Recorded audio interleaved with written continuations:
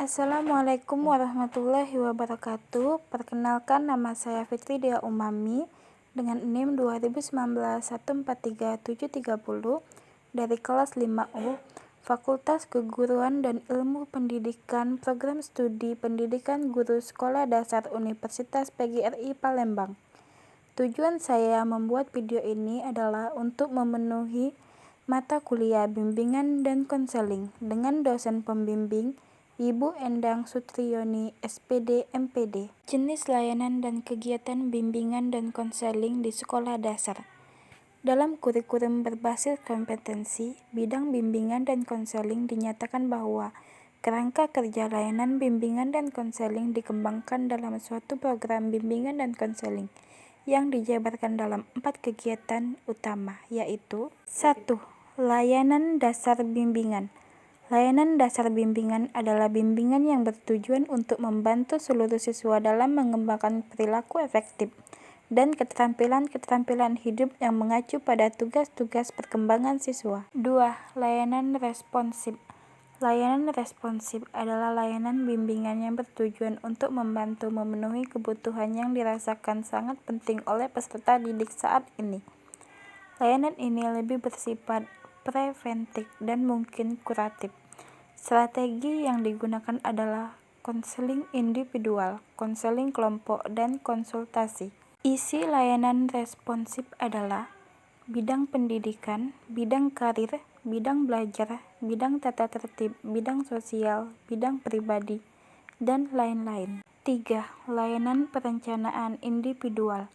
Layanan perencanaan individual adalah layanan bimbingan yang membantu seluruh peserta didik dan mengimplementasikan rencana-rencana pendidikan, membantu siswa memantau pertumbuhan dan memahami perkembangan sendiri. Dukungan sistem. Dukungan sistem adalah kegiatan-kegiatan manajemen yang bertujuan memantapkan, memelihara, meningkatkan program bimbingan secara menyeluruh.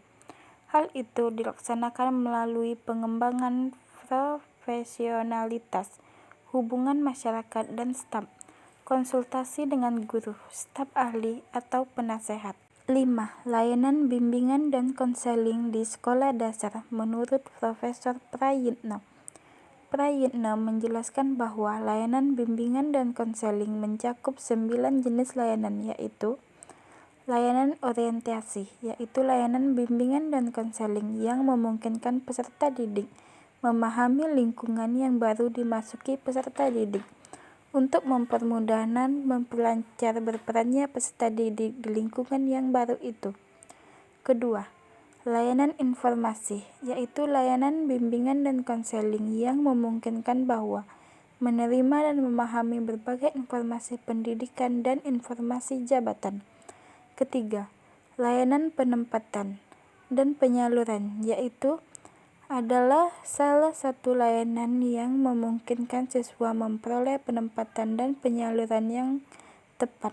Misalnya, penempatan dan penyaluran dalam kelas, kelompok belajar, atau jurusan dan program studi. 4. Layanan pembelajaran atau konten, yaitu layanan bimbingan dan konseling yang memungkinkan siswa mengembangkan diri dengan sikap dan kebiasaan belajar yang baik. 5.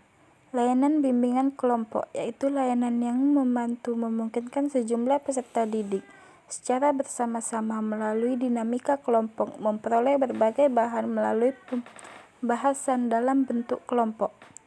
Keenam, layanan konseling kelompok, yaitu layanan yang memungkinkan sejumlah peserta didik memperoleh kesempatan untuk pembahasan dan pengentasan permasalahan yang dialaminya melalui dinamika kelompok. Masalah yang dibahas itu adalah masalah-masalah pribadi yang dialami oleh masing-masing anggota kelompok.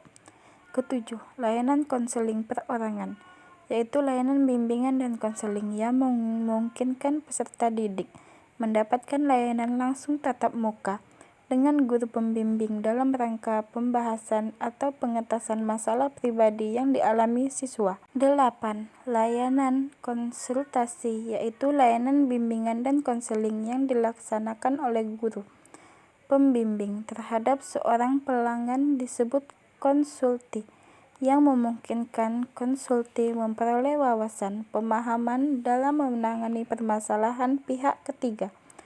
Kesembilan, yaitu layanan mediasi, yaitu layanan konseling yang dilaksanakan guru pembimbing terhadap dua pihak yang sedang dalam keadaan saling tidak menemukan kecocokan.